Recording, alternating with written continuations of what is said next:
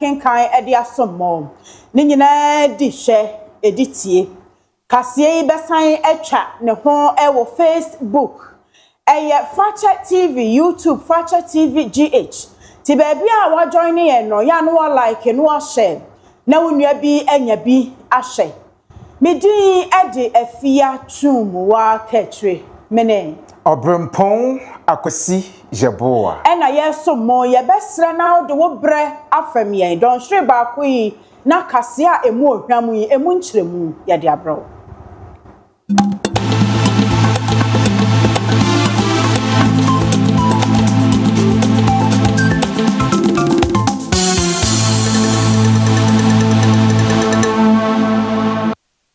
Yes, kase no ase ewo atemuo adwumakuo no emo enra High Court eko asetena ema wonomo edi atemuo ba se Office of the Special Prosecutor OSP atnaye ya wonomo ye bedwa soronko ya abande tumi ema won se enka wonomo betimi ahwe no ako ketasehye ene proye ewo my Ghana mu no womo ankasa ntimi enya tumi enkokọ to se wonomo de obi ebegyina ho no abone kwadu na gise wakwaje tumi no e de free aban lawyer pani ho anasa wonomo ama green light eno nti atemo no de tirekosi ye nyina ne se special prosecutor e de assembly beba court no be prosecute obi wo criminal case ho a agise attorney general ye aban lawyer pani atena ye agye atumu ansana watumi aba atemo ne ba ye no adwenkyere bebre e na efrimu epie amanyofo ka won mo de abemu mpanimfo ka won mo de a lawyer fo a won so nim de e wo mramu obi a de nano atomo bi anopai de break jumadie so wo Fracture TV ya ne lawyer na ya osei wo ye private legal practitioner etwetwen komo bisa no sei na wo hunu atemo enu ose ade na da ho pefe OSP emra ya wo tintim ya wo de ebo won matena ye ne jumadie ho bra no kra ewom se onom koa eni tumi se wode ebo obi kwadu agise aban lawyer pani de etakyire enti wo hunu ne se enra high court atemu a wode ba ye no eye bibi sononko ema ne efri OSP act ya won mode eto ho no enye obi a wode asomna court eye parliament sise ta amra no I can't say OSP adwuma obeye no e ba se court one e ya attorney general 2 minutes to no go general dia court le ba se ya ngo fo be mran ko mo hwe no makan ni adan no political football yes okay so yani ba nti ya mfuaso enye ne de ba nti ya enye ne tani e no abu na ye mrano ayati OSP eye independent na ye no kwese emrana na ye independent enye no kwe ko sha OSP mrano a they say the long title. So we are maybe a pocket long title no maybe was say the OSP will prosecute on the authority of the Attorney General. So Sadia na ma and Kamali na plan papa. Many of them out there. But what me say pa? Aha, it is ya OSP no entia constitution no. Ni fano a say ye ba bo ko adu akodina court adi wasemu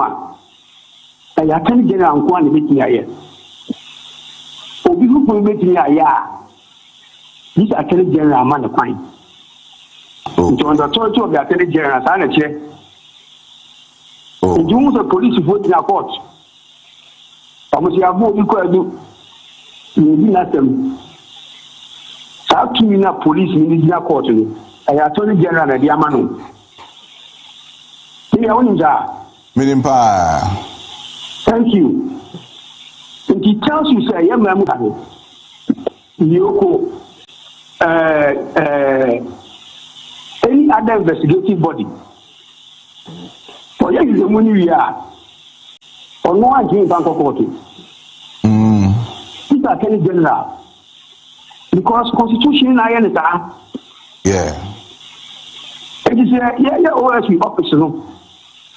And yes, almost somebody should tell me. No, we are Attorney General, Jacob. It doesn't be any hope. Tell the police boy, you know. Tell the Yoko boy, you know. Tell the DNA for NI before. Says ya make us say Deputy Attorney General or May Temuafo Penny and answer ban lawyer Penny na bedi achire Dr. Justice Sim Sai won also edina no to ensemi mubi.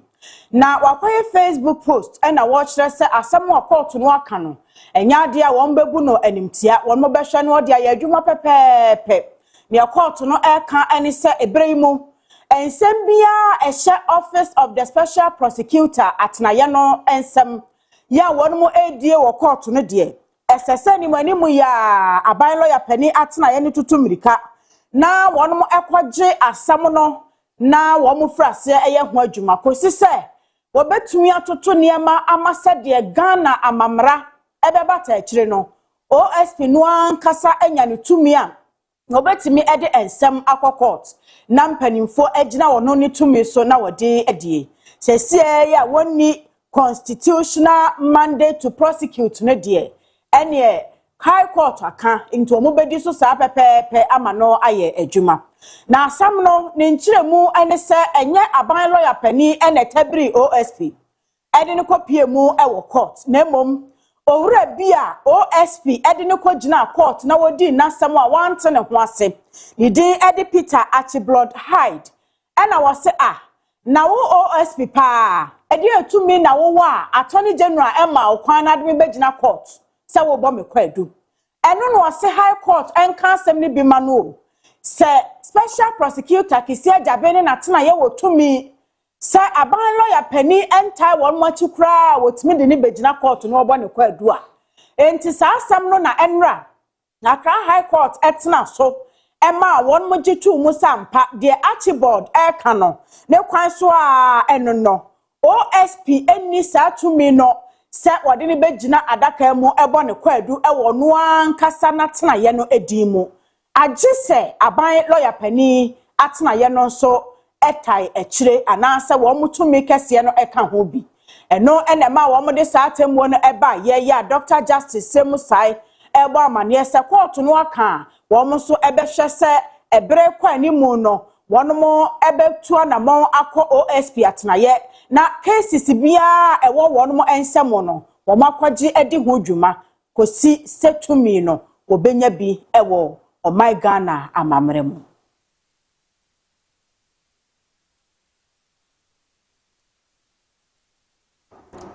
Ghana ekubatan ya wonum ehwe asenie ene atemuo eso wo my Ghana mo judicial service enei wonum aka won ho bom edi Supreme Court at 150 years anniversary enei wonum adi se emfinhia oha ene aduonum ya ene wonum adie eyade baako a ebeboa pa na aboa ama wonum ahunu se wo bom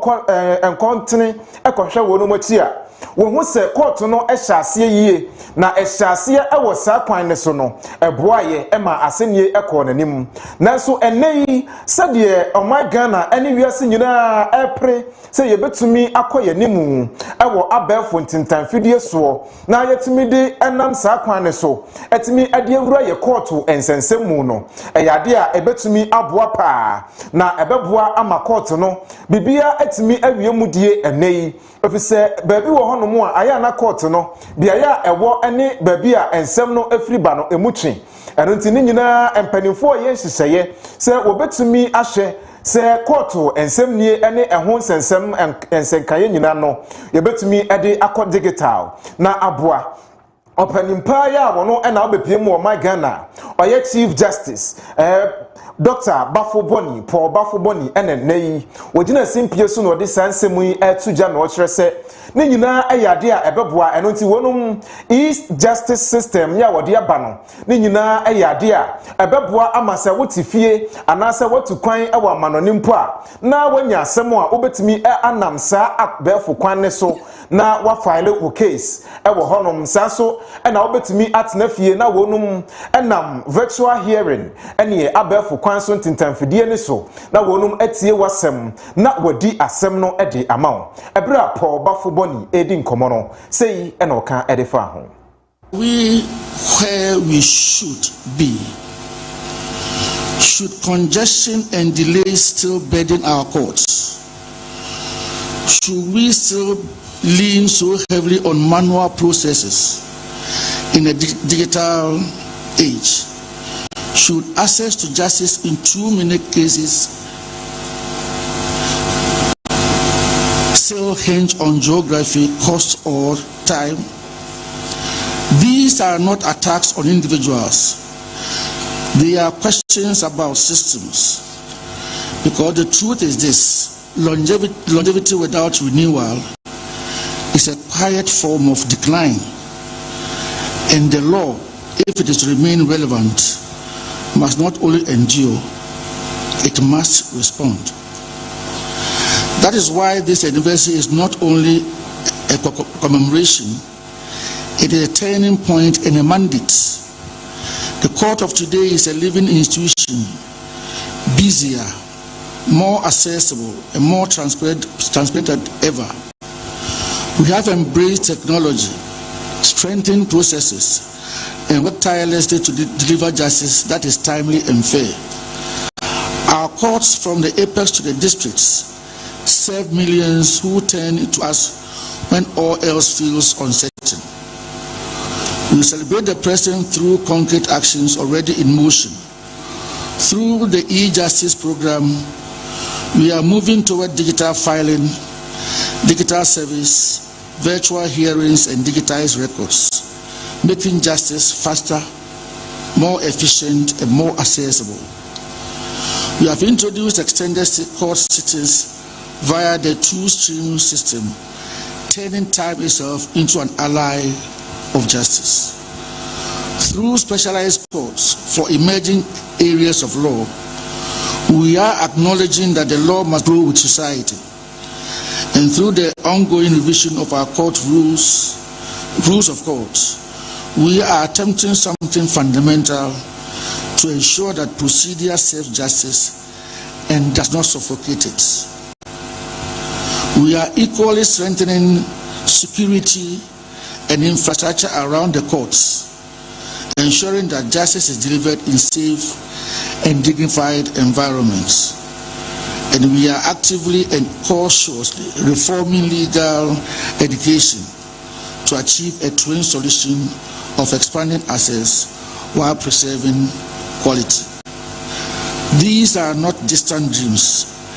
They are deliberate steps that are already. I don't see Professor Paul Bafo Boni and they said the award in common or share say Koto ahodo ye wo my Ghana mu nyina ye betumi ahye na ye yire bambo mu so ewo wonum eso na asye no atimi anya bambo said the beya asenie ebetumi akomu toti na wo wie ye na woto ne nsem so no wo kire se mom ye nhwe se ye kosoa edititi nsem no edijuma said the first akane wonum ehye court nsem ase ene asenie ase no se wokosoa se eksa kwan ne so ena wo ya ebema ensensem awodo ankrofo de abepie mo honom no ebetimi delay na se delay a na ama asem no emu ahoden atimi atu eno nti ensuo bia enyina mu biem sanso na empanimfo ye nhyehyeye se de beya court asem ebeda honom a ententem so emprempren no mu no obetimi agina so na wadi asem no ede aboa na bibia atoto yie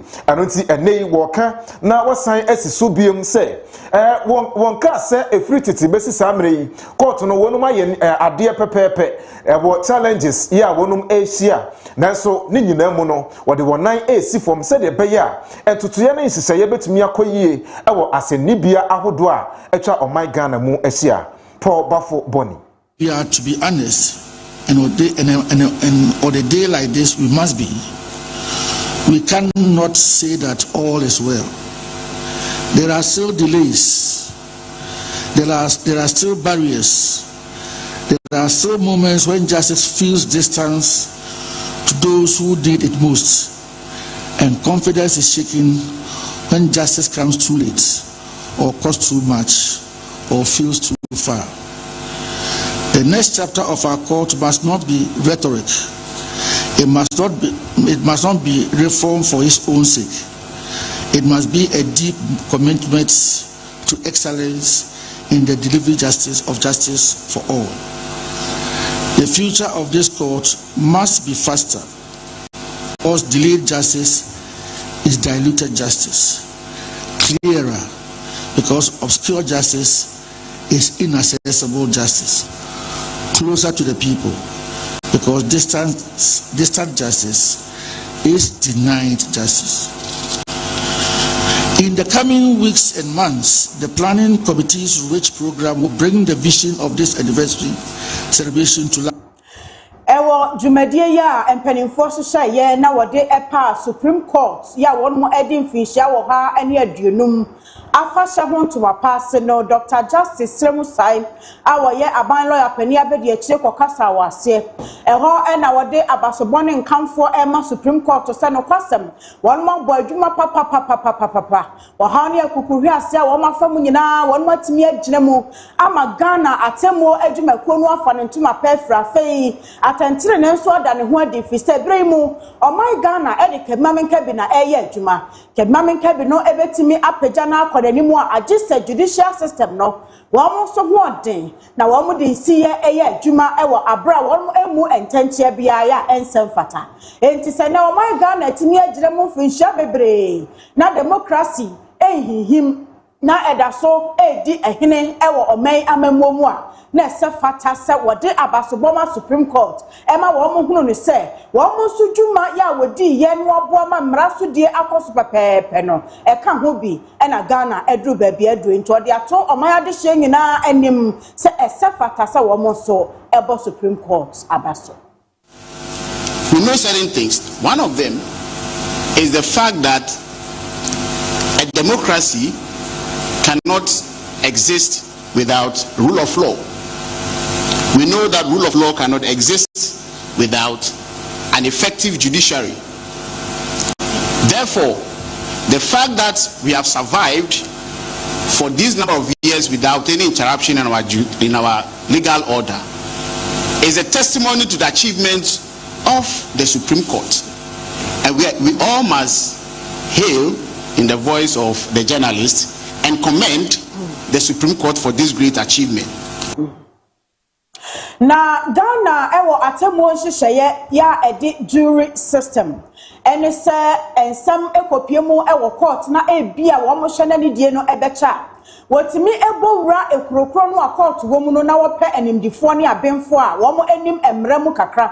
na wo de asam ne hye won sasa wo mo ntena so eni eno any jury system no na Dr. Justice Sremusai se wonya ne ntie se Ghana fo pi ekeka se ebetumi asa jury system no onyimfiro no ose aha wo mo yi a emwa na ebia wo mo ye nipa yi enamfonso ba ko mienu bi bata wo mo dwumade hu a esese mpanimfo ehwe na wo mo toto niema na wode ya nsakraye ewo mu ene abafo kwan so mebre na aba enti wo mo ebetimi afaso na wode abo se de ebeya wo mo dwumade ni ebedi mu na etimi akọ abasahre so sense omanfo ebeka se wonyimfiri ho no de wone wonom enya adwene. There are challenges ahead. Jury trial is considered as the palladium of liberty. We have reached a point where I believe we are having a conversation on whether to abolish jury trials or not. The role of the Attorney General sometimes overlap with the role of the judge of the justice system. So when I speak to your lordship, I speak to myself, and when I speak to myself, I speak to your lordships. Now, may I speak to myself?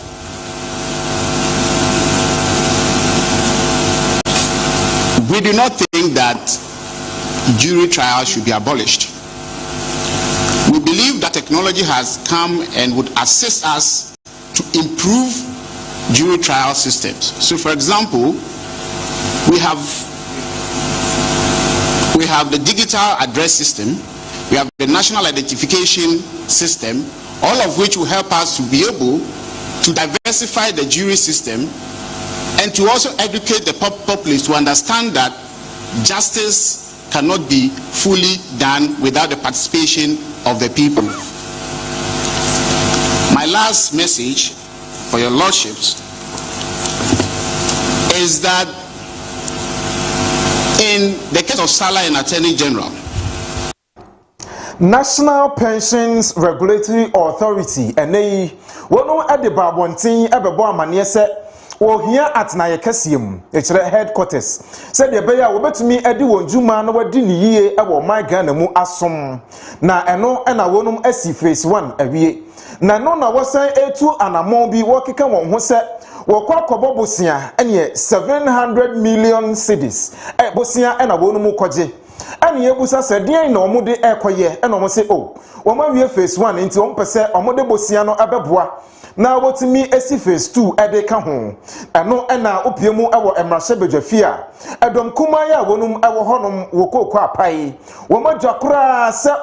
National Pension Regulatory Authority wonum etu sa na mo no phase 1 kura no musi ye munyanyemu adwuma wieye ena mo san kwaje loan ede abesi phase 2 eno ene wonum asem a woka eno nti wo srese finance minister wonhwe na anamontuo ya sa adwumakuo yi epese wotuo no wokwaje bosia no wontwentwen ne nase anase wonsi won kwan kura emfiri ho efise eye kabo ena wonum ede ebre oman Ghana ebra wopanimpa ya wono ekasa ye oyemrase bedwani ede ma otafo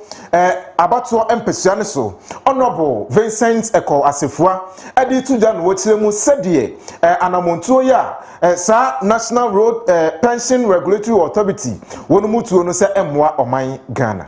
We call for the immediate suspension and independent review of the 700 million phase 2 facility proposal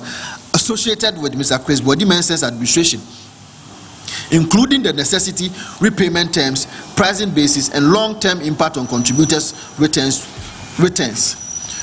We must always remember that new pension reforms, that is the Act 766 of 2008, promise Ghanaian workers of decent retirement income security. For clarity and national accountability, the issues requiring immediate investigation are as follows. 1. In addition to the foregoing, the following specific questions now arise and require immediate public answers from the NPRA, its leadership under Mr. Bodimensa, and all institutions involved in the relevant approvals, transaction and oversight processes on the proposed 700 million loan or bond facility from Tier 2 and Tier 3 pension funds. Who is the loan or bond transaction advisors engaged on the proposed 700 million phase 2 headquarters financing arrangement? Was the appointment of the special loan or bond transaction advisor subjected to competitive tendering? And if so, what procurement method was used and who approved it? These are the questions that we are asking by way of an RTI, and the man is telling us that because of a certain IOPS principle, we cannot ask these questions on behalf of the Ghanaian people. Woria ena wasan etrese sese wasan ehunu ade bi wasaso ye ho wopanimpa ya wono ana akane na oye chief executive officer Kofi Anochi enei wawie na juma akotena fie nanso wobetumi aka ediasi wonbo se asoye no enchie sika edi amano se wono ena wontu wonfo ewo kwan ya wobefa so adi wonjuma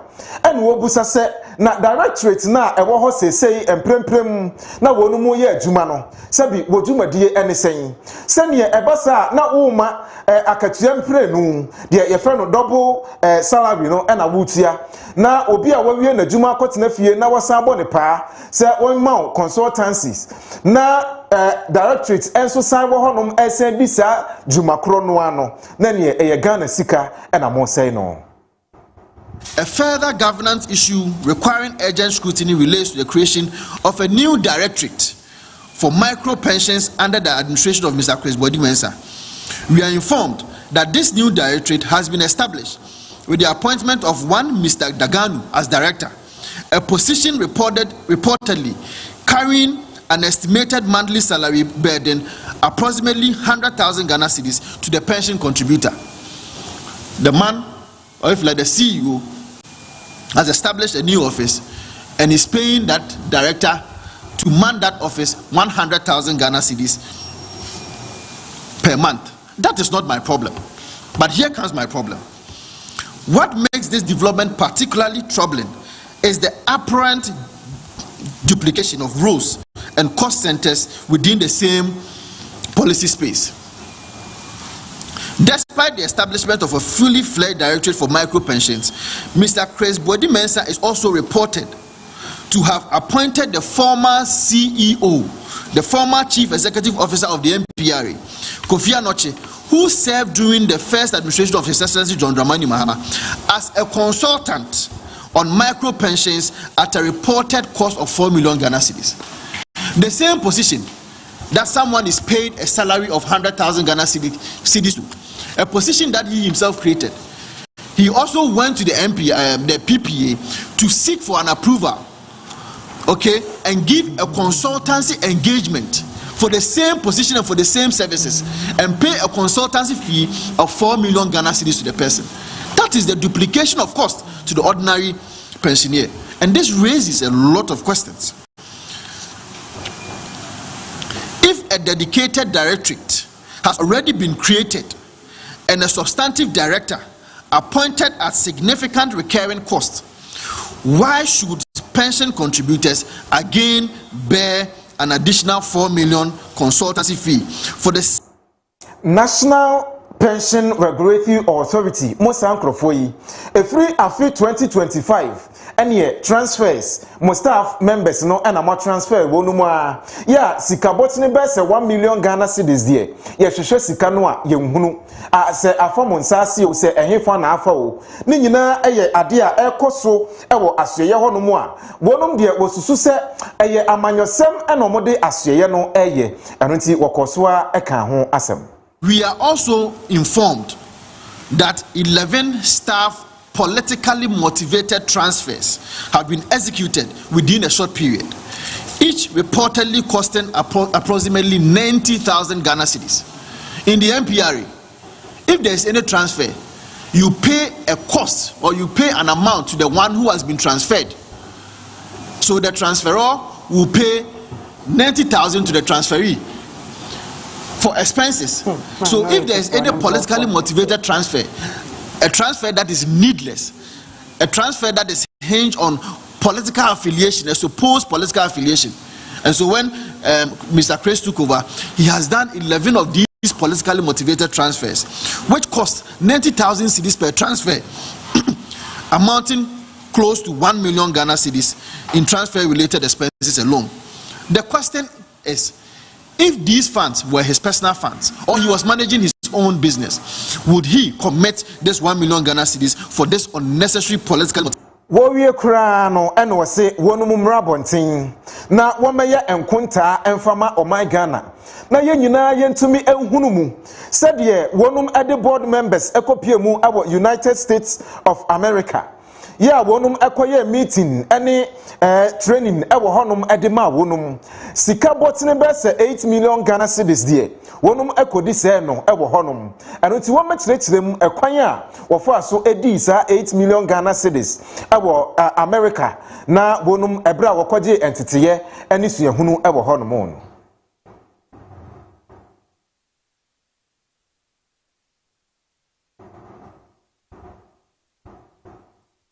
It has been confirmed that NPRA undertook a 2-week foreign training program at Bentley University in Boston involving 11 board members. 11 board members, 6 directors, and senior management staff. Preliminary estimates place the cost at approximately 2.38 million for business class air travel alone. For the 11 people, approximate estimate, this cost the pensioner, the ordinary pensioner, about 2.38 million for business class air ticket alone. While accommodation and per diem allowances hang around 4 million cedis. 4 million cedis, translating to well over 8 million Ghana cedis, excluding tuition, logistics, and incidental expenses which remain undisclosed. The board members, management, and some selected staff of the MPRA decided to undertake a training program in the United States of America. A training program which could have been done here in Ghana. For example, UPSA could have conducted the same training program for them. But they decided to take all the 11 board members. Morocco minor the fertilizer or yasasi 2,000 metric tons abre Ghana sa one month fan so aban kwi adwuma hyehyɛ ya wato din feed Ghana project no asene na etimi amapie kwi adwuma ya wo mo eye no my Ghana mu no emu etimi ayeden wo mo gina wo naso na fei watimi ado bebre amanuane no abana Ghana fo anya bi edi na wo hye ni mu se wo becheche sa fertilizer edi amakuafo se de be ya woni a wodo no nkuma mu no wo betimi apagya wonsemu na wodo ni bebre aduane de ho hia na basa ne bebu so a Ghana fo etimi adibi na won mabro wa fu so osofo a wo hye amano ne nsem so Samuel Okudjeto Ablakwan na kire se we dey so my Ghana any Morocco amani mienu entem ayonkofa ya emudo ewo ho na enyade a wonu meye bibia ede asenu afei fertilizer Kingdom of Morocco ede abre Ghana no asan abane bremu fi se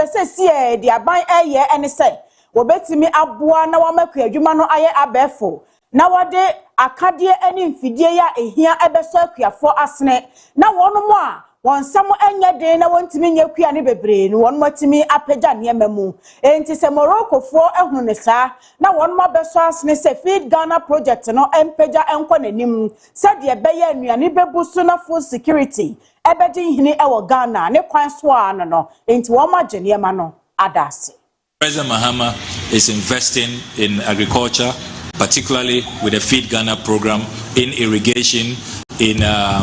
improved seedlings, the Nkukon Ketenkete initiative, which is supposed to boost poultry production, and many other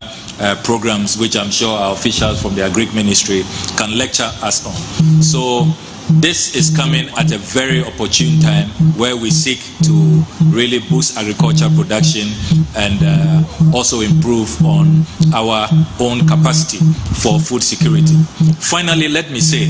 that, as the saying goes, a friend in need is a friend indeed. Those of you who have followed international developments currently, you notice that one of the fallouts from the Middle East conflict is this whole discussion about access to fertilizer. Not only are we seeing shortage because of the logistical challenges moving them from one place to the other following the whole crisis over the Strait of Hormuz, we are also seeing an increase in the cost of fertilizer. And so the shortage and then also the prices have gone up. So fertilizer is not really easy to come by these days, and it is also not cheap to come by these days. But as they say, a friend in need is a friend indeed. At this time of global difficulty, global anxiety about the availability of fertilizers, the cost of fertilizers, our good friends, the Kingdom of Morocco, is here to say that even though these are now very, very Pasa wakaya omwa se de hia demu yonko wono ene yonko papa enti ebreimu ye wiase amansan niema ekọ acho na ebi ya ka Ghana na Kingdom of Morocco adwene wo man ne ho na omo de fertilizer abeso akuafo asene a na kire se wabo wo homoden papa na Morocco aban no na musini ya wo Ghana ene mame Emani Wadel wono so ekasa ye ewo sa adwumadie yi ase ena wo kire se bibia di adanse se Ghana ene Morocco ntem no ayonkofa emu odin ena eda ho na sa fertilizer wɔn mo de abɛkura no we ni de ɛtɔ so mienu wɔn mo ani agye sɛ aban ehunu ne sɛ ɔman no empuntuo ene ne nkankro na kyiri kase ene ne bra mu nyinaa ene kwa adwuma enti sɛ Ghana aban de feed Ghana project aba na wɔde epagya nuane dodo mu na wɔn ma akuafo nso ani abre ɛwɔ mu dwumadie ho a na sɛ fata sɛ Morocco fo no ɛbɛboa enye no nko a wɔn mo ɛhwɛ sɛ ebibre mu aman enuane bebu so da bia na wɔmanfo enye bi edi a wɔn mo enna kɔmano akyi wɔbɛsan atai ɔman Ghana akyi akɔne asanyina mu na ewie mu nsakraye ɛho ɔhaw ya ɛtai ɛde ɛba ye climate change no so wɔn mo atumi ɛne wɔn mo akom abo. This significant contribution reflects the depth of the long-standing ties of friendship and cooperation between our two countries and underscores Morocco's unwavering commitment to advancing food security and agricultural resilience across the African continent. Through this second donation, Morocco reaffirms its firm resolve to support the efforts of the Republic of Ghana in enhancing agricultural productivity, strengthening the resilience of its farming sector, and addressing the pressing challenges posed by climate change and global market fluctuations. I would like to take this opportunity to commend the Ghanaian authorities for their exemplary collaboration and their continued dedication to positioning agriculture as a cornerstone of sustainable economic growth and national development. I would also like to express my gratitude to OCP Ghana for their prompt response and effective role in the success of this operation. I also commend them for their active and committed efforts in supporting Ghanaian farmers through. Oh my Ghana, etifido mantama hodwa ebo ho nyina enei se ukopiemu ebo ho no mu a ene dumso ka Africa cho saa won kanea ne ko na aba eso na adum ene wo ho no mu a wo de ye bibi na wani bete no na adum na asamba ni nyina aka akire ama enei Northern Electricity Distribution Company the Chanitia ekano netco no wonoma ba abonten abebo amane de chew papa de mu oden na ekode ma nipa hodo a wonum ewo atifido mantamu na wo kire se de ekoso nyina enye se anyina mo ahoden no bi na wonie eno nti na ede saa edundumadundum no eba da bi na mom emfidi nyuma emfidi ahodo a ebeboa wonum amawatimi achiche saa anyina mo ahoden no amana kom miaye akodi ni juma no no ana wonum anya ohaw ebum nanso empanimfo ebo ententem so wode wonan ebo wonto ahwe se wobetumi asisa de no ekwan na wasiesie fort bia ya abamu na aboa ama anyirama hoden tumi no atimi akọ etifido honum ba bibia da esefata se eko wopanimpa ya wono ana ye communication director maso kotoka ene de sansemi etuja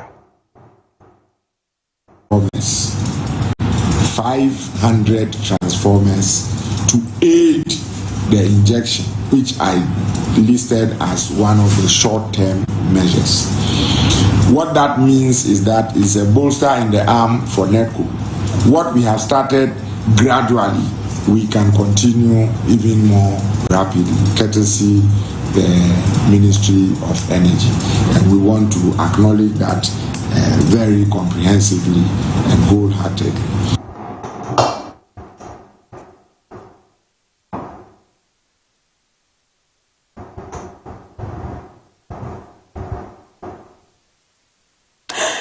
Bra abaybo amane se won mo hye di AI evaluation system wa ya adwuma ewo omen sushen ginabia ahodo ndo adwadifo nkabomku ewo Ghana ha won mo bosudwetire bebre ama won mo guso a de to aban anim se AI system na meboa won ama won mo esika wotua ne port ahodo no mu ayeden anase mu ayedu enu nti won hwe no wonyimfiri ho na spare parts dealers ya won mo ewo Asante Mantem Kropon Kumase ya won mo hye Ashanti Regional Branch Ghana Spare Parts Dealers Association ase won mo friends emtrefo hye mu ne asem ya gutafo ene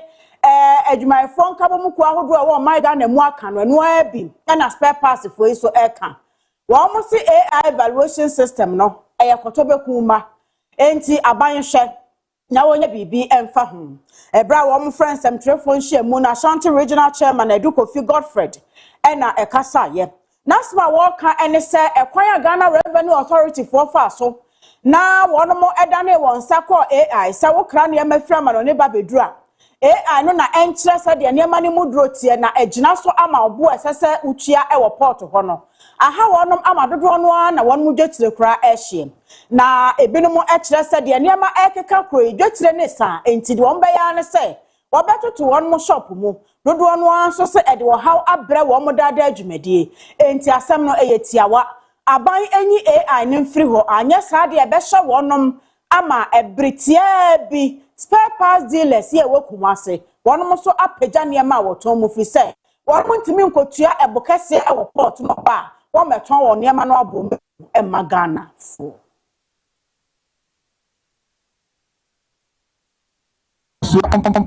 eye kumase spare parts dealers yensi ho kwan ye penkoso e na ye je nimbia aba edie na mom dwumadi a edie no emeka ka ba ye hu eye se eye ye kane BTS ayetua no se ye hwa aye emoho empremu ene nempren saso a ede wo hawo ne apidie ebre yen ye gadie no eno ena eye kumase spare part dealers ene agadufo a aka nyina no yesre aban ne se enye se ye mpe se ye betua to ye gitum se tua to na ye beto ena chekere oman no enu no sunti no ye gitum se ye betua to na mom de abai eye ade a etwa ye mene eye bo a emwa ebegu adwuma akoye kotobetuma to ena aban no ede akoye so eno ena yesre aban ne se obehwe no wayi saa Republican AI no ka obetwi asense no wase ahwehwe bubie na aboa ye nyina ye dwadie na yehwe na ya maban ne na wotwe mienu se ye debama no na waye e dia hwe ebubie na bibia ombefre ye no so no ye beba na mom se yehwe kosi na wotwe mienu na yante ehon bubie bia yante won sem kaye bia yenso yebetu ya hofo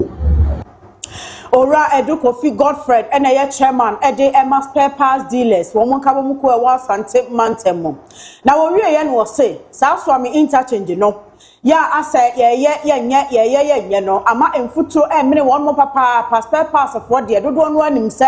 so ame magazine ena won mo ewo a wodi won djuma wo se nei so obi kra esi so ame magazine no oba beto spare parts na emfutro nti wo hwe se de spare parts dealers ho aye fi na wo montade abonkokwa na ade no kra asefem na ayefere ama wonom enti nipa ne gina ho na asa wo woton ade no kra wonye serious ye se wo sada na ni no okwa ba bi foforo enti ha wonom djumadie na wo de to aban ni musasa wo mo ye de a wo ma wona mo to no onya ntentam pa basahre so na ekwan no ensan enimu biem na etimi aboa anya sa ebre ekwa animu no wo mo na mo foforo bia na otu na beye yi a wo betu no de akere won se egu aban eso atifi abantamu ene ya man foforo a omuwo northern region mali omuni nyina ye kwan a enam so omufa so eko eye kwan a sombo enye kwan a eboa eye fo suame enkoa kwan a eso mamu ni nyina nti ya besre mo abuba e mohu be na watwi mienu ni na mpan focus o mama contractor ni sika wo ba kwan no so nanso yete ya yehu ni sa mo be hwa ye mfuturo enti ya niema ya to nyina ya kata so na wudi dwa na wakata ode ma so man na be hu dia wo ton eno ye so kania di sika kania bia so na mom ye mfa nhyɛ empase na eno na yesre mpanfo so mbehwe na o madama nko mbehwe no ma sompa aye kwan no amaye. Environmental Protection Agency won krabata ye wa Asante mantem wani abrepa enam se wonum ahunu na wate se okopiemu ewo Lake Bosomchia osutadeɛ ya oboadeɛ ede ato ho ade ama asanteman no enei enkrofo bi wonum ede grader akodwi ensuo ne ho nyina enua hodo ewom ne nyina wadwi atwitwa ade agu na no na wo pagya franka akọ kyerɛ sɛ saadie ane saa na monto ya wotu no ebekwa kofa oyenne ebekwa kofa ohawpa ane ensuwie ene de aba lake bosomtwe eno nti wosrɛ sɛ obi bia dwumadi a wodi wo saa ensuo ne ho no wonyai na enei premtobre kase so ena yebo ahoma ene Ashanti Regional Manager edema Water Resources Commission Mami Dr. Dufie Redu etwetwe nkomo no wɔkyerɛ sɛ ane wonumahu na watu hu anamon enei wɔkɔ hɔnom no na wɔne a wodi saa dwuma no obi biada eni hɔ wonum afiri hɔ enti wɔde krata to akyire sɛ wɔmfoma wɔn sɛ ebra wɔn tabeka krata ne bia no wɔn momodia na wɔmra Ghana Water Commission wonum aso ye wa santimantem eno nti adwoada wɔhwɛ w'anim sɛ wɔmra hɔ na woni nkomo nkyerɛ die nti a wɔkɔ akodwi saa osutade yi eho sɛ de beya enioma obenhu kwampa wɔde ebefa so na aboa amabambo nso atimi akoso Mami Redu Yeni Environmental Protection Authority ene Arusha Ghana in koye na yebusa nkroma no obiro ntumi nkyerɛ nipa pɔte a ɔdi saa adwuma no na mmom yɛde nkra nso ɛde krataa agya sɛ deɛ ɔpɛ yɛkɔto excavator no wɔ hɔ nti deɛ ogya excavator no yɛde krataa agya no sɛ ɔmmra nyame yɛ adom a yɛne ɔmo bɛhyia Monday na ya momu enyomo omaye na ya techo mpan a ombefa so a obobesa ama aho esine daden asotwe bia so a ewom so no Opanini Jackson Nyantachi enei wode atudwa obepie mu asantemantamu a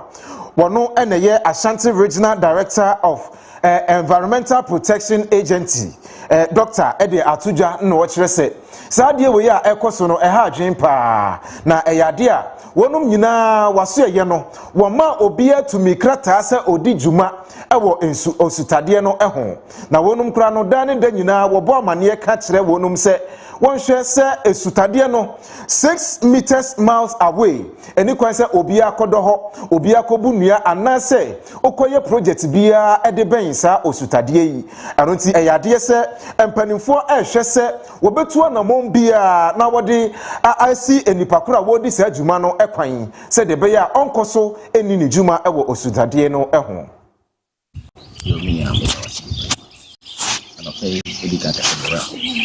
na sasuna professor na mabra preach so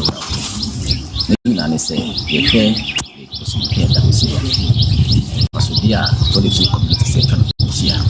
ye nye free so ya de loss na nsane de na say ko ha ma ko machine sia we na wo hwe le se se no ya nche mu nyesa yo be bia ye friend ko so e ho no bia ni ha ese koso e wo ho no ufiri ho anu ababa fazo ene so bia koso ansana be bia makwa mi esi dan ni big net si no e ho ne transition na wo hwe nya e be hu yi a e ba koso e system test from the lake no ene friend of call ene bafazo no ni panel fi akoto de river bed no ya sisi aya we ho sam kese pa na nya ya ne se so wo hwe ne e koso ya wa ye no abra nsuo eto nti wa explosive assassin nti nsusa ya ebe ni nyina na ekele ti wo nyina aja kubru nekini nti anhwe ya eye economic benefit e communities ni nyina be free nsa na dia ya kwa ne se bia bia ti se no so person yima bia Environmental Protection Authority Act 1124 ne se so be to me krata ye krata bia ni honoma ya de mani pa wo bi sa jori nti me ya no ya ka chi bakon so ni adwuma no ye yehu no jeli echeja abase dikro no kata de man say onya adwuma no ye na machine so sisi wono so no on press machine no enkoye dwuma bia AFIA trains have from the ne Water Resources Commission any NGO bia from Arusha Ghana so e kambo ni ahwe kwampa ye betimi afa so ni restore sa degraded land to mimic the natural one but you know the share of you could do how can you make the we are cast a side and could be no fabulous and which one can't be a mean to me come once but the best mechanism environmental protection authority I invested so much the BM could be in Nimia Yenima a woman can not hear that to be a yes say increasing in Abavetina South Forest in market and a Fufia to attack even I represent Cassia but Emra the non canon and a company with for Sonia Restore. Dr. Nyantachi ekoswa de nsem bi kan ho se ya wonum agina hoyi wakopiem ewo abasi dikuro afie na ne nyina ene se wo de stop work notice e de akoma no se wo bi biada wama ne kwan ema ne di se adwuma no se wonim ho ana wonim ho no wonfa sa stop work notice no emfama no se de beya nipakro ententem so wobejai adwuma wo ye ewo Lake Bosomtwe sutade no eho na se de wode notice no ema abasi dikuru no sei ena esi ekoye ifri na ekono omunya adwuma bi omuye no nso no ho machine so mean 29 ebiem so we pass over for environmental protection authority regional director number of krata iso obi anya adwuma bi an kopim say edim be hia na nsemo ene moka edim akabi eda wase yo no madawruma nda mo ase say metimi twe ne yesu adawruma wa ba be ka mensa wa sa no pem asida na mde mamu so by the yesu adawruma nya dia obachire me ko ka misuru intimi tamasi ami shira mo na mo semo ase sebe ya ase o da be to ye asonjue sem enkofa o kwa bi emre me nkwa na dia mesere mo sebe krasi le kumasi de ense nya dia krasi ni dia ka ma bi kakra bi kwande se ayi to timi semo ada sebe ya be boko enkofa suntu dia be emre me ta mesere mo na se be pese le kan na se yembo se ye kan dawo ma obe ni sa ta pe dia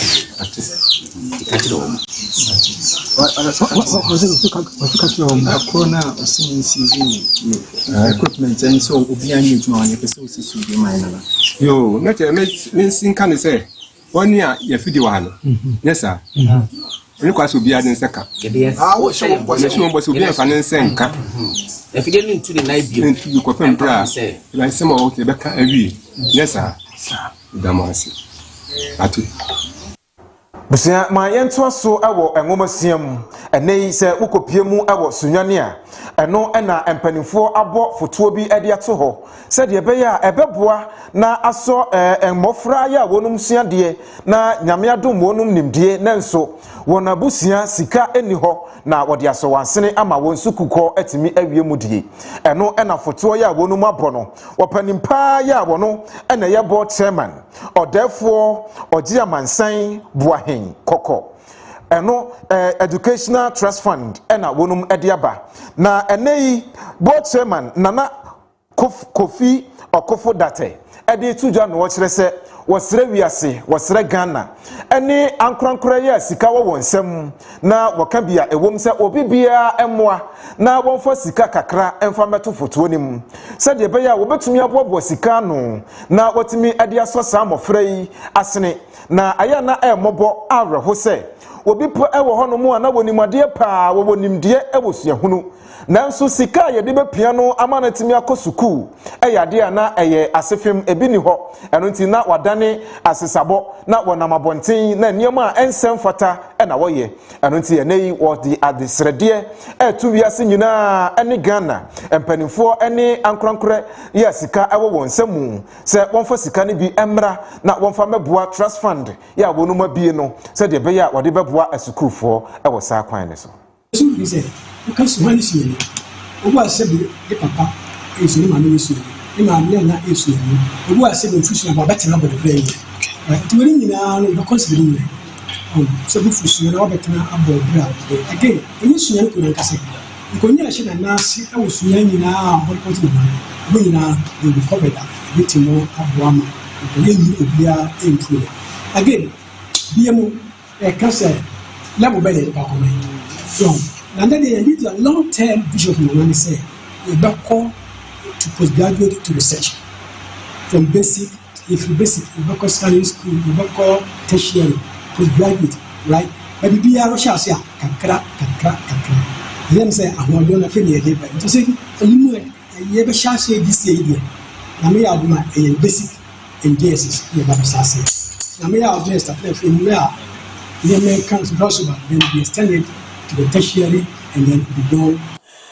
We are now Maya this year, Sunyane and Sensemi so and Ayejna and Umre na Kasia Deba some more our Fatcher TV sono. Yadinina Aba a Millennium Construction a ton safro, Sebibia fa densia who Juma opasa wayeno. Faber dine one na womunchani yopo mauna when Nijemio paye. What on and Sassin to Pebia to say a full plot, half plot, and answer quarter plot. Baby, I open one to be a no answer babo on mamma ye. Now what do him up at the man soon be any home amount. Now what to media soon, dear, I will Juma wa bra will be a emehawo. I fail to assassinate we are. A dino will be seen over your home plan. And the architectural designs be a so millennium construction a ye. Ya now no one more out to Cassasa, no a bow said the bear with that chain. AFIA opasa wotenemu na ho da yeso nyina bebe mu amawo enti saadia na wasase a wato na wo still dream house esiso no fakoshe millennium fonsa na wo munya adwuma no emawo bia wo so to asase ne to ho no ache wontume nya project bia wo so na bibia banti opasa woton na de sika no edi dwuma foforo millennium se fa asase ne bre wonom da ofie jojo ho at the comfort of your home na wo mu anya adwuma ne nyina ma wo se de wo no ko hyehyɛ ne apam no Womoton we are no afro no abaji usika. Afei adansie ho niema say ye pillar molds, blocks, any afofo bia akanom. Millennium for eton bi. Wasanya real estate development osisi adan wo dimo etonton. Enti wo pe 2 bedroom, 1 bedroom, 3 bedrooms na what ne mo a. Millennium se wo ba wono mo atena ya. Nyina wo mo benya bi na wode asomo. Yankwa Kumasi Boshen na Yas Junction na yene empanimfo enkwa kasa emfa ya densie ho hawo nyina obetimi afa numbers no egu screen ne so no na ne wono mo akasa ba bia wo bia emma distance enye barrier emma wo de wo fra kire wasemu pepe pesa de make no na fa to wo manim wo mo bebem no obeso wo hawo no ama na wani gie awie wo peye wo mo adaroma na etumi de kase ebesomo Abrebia, Marken kind for AFIA Chumwa Kaakyire Mene Obrempong Akwesi Japo. Yada mwase enemo bre ya debia moje na mode ehye kase ewo Fatcher TV so yesi ha echia mopi nyame ya adoma wochina ye besan ehia